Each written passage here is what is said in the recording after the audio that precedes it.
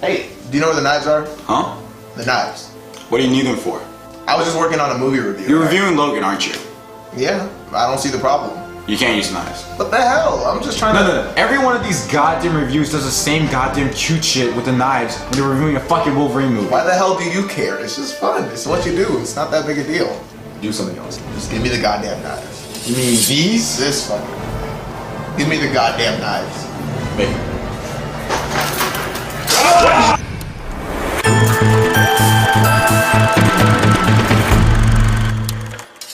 Logan is directed by James Mangold and is supposed to be the last time we see Hugh Jackman portray Wolverine. The movie set in 2029, where Logan lives with Charles and another mutant named Caliban out in the desert, and we find out they're the last mutants alive. We find out over the years that Professor X has developed a degenerative brain disease that causes him to have these seizures that can kill people. So Logan works as like a futuristic Uber or limo driver to pay for these meds that keep Charles dumbed down.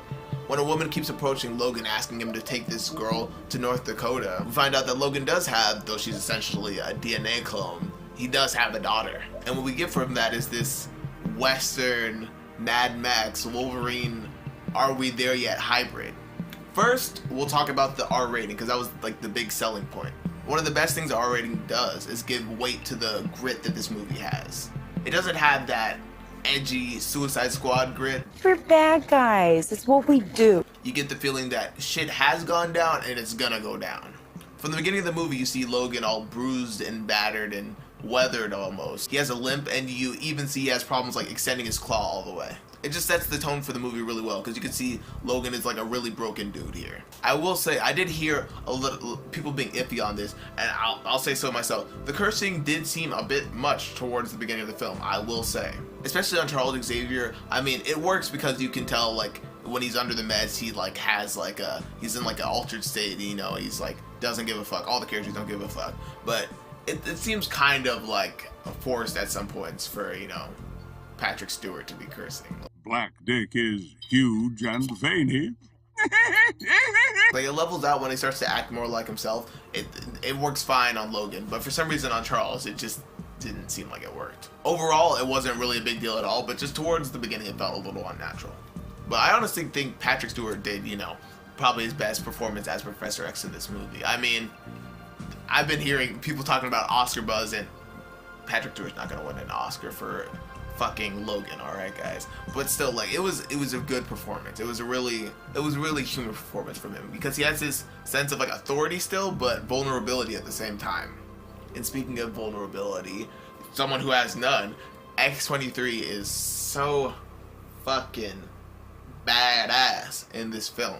Holy shit. I remember reading that the actress actually did the stunts herself, which is, I mean, it seems natural because, like, honestly, her badassery eclipses Logan's at some point. Like, there's something so much cooler about seeing a little kid wreck shit.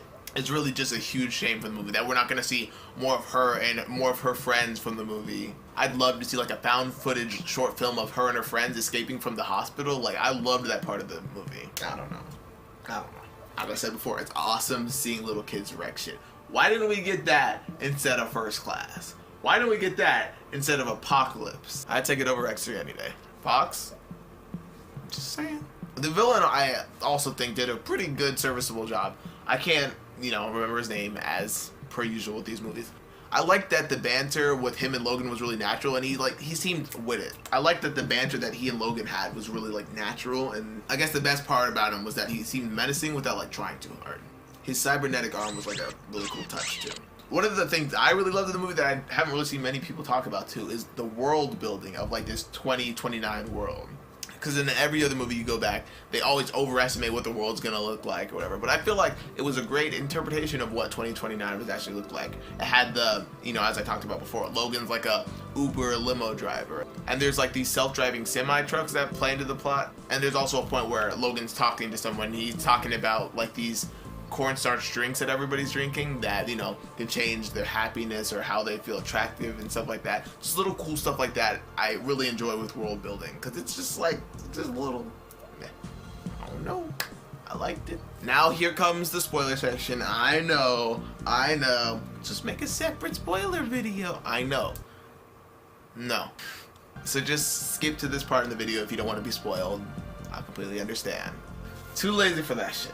Holy shit, this movie really earns its R. Like, when they met the family, I was thinking, oh, maybe they might kill, like, the dad or whatever, or someone's gonna get killed and it's gonna be shitty. That scene took me by such surprise. Holy shit.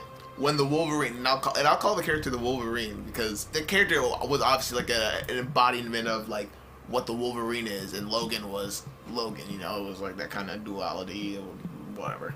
But when the Wolverine stuck his hand on Charles's chest, I was not expecting that shit at all. Like, I lost it, and I was like, for a second, I was like, "Is this a dream sequence? Is this?" I was like looking around the theater, no one else was fucking reacting. I'm like, "What the fuck?"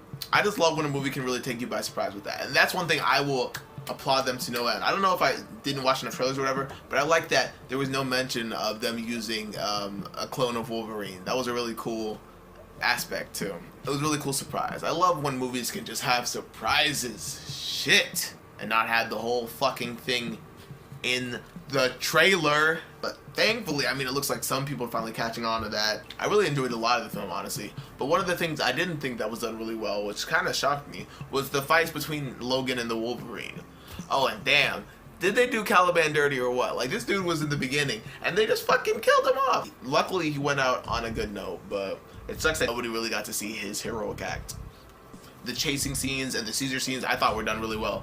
But the fights between Logan and the Wolverine, I felt like they had really no weight to them, like, especially toward the middle. It felt like just like a lot of gnashing, where you could have felt, especially since Logan's weak, you would assume they would have tried to show more of Logan's pain, or at least their interaction between them. But only towards the end really is when you like feel the fight between the two. You see it before, but you really feel it. And speaking of the end, the one thing that really left me with more to be desired was how quickly the movie ended. The movie ends really abruptly, and I felt like there could have been some time to like resonate with what happened. The movie moves very quickly, and since Logan finished quick, so will I. In the end, Logan's 25% road trip, 1% obligatory R-movie boobs, 30% badass X-23, 34% a touching send-off to Patrick Stewart and Hugh Jackman, 9% of the best Wolverine action we've ever seen, and 100% a good time. Thanks for watching.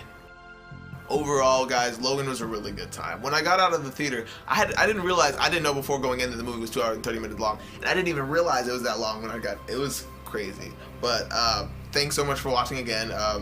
Leave a like, comment with constructive criticism, and subscribe and just share the video. And thank you so much. Let me know whatever you want me to review. I'll review it sometime.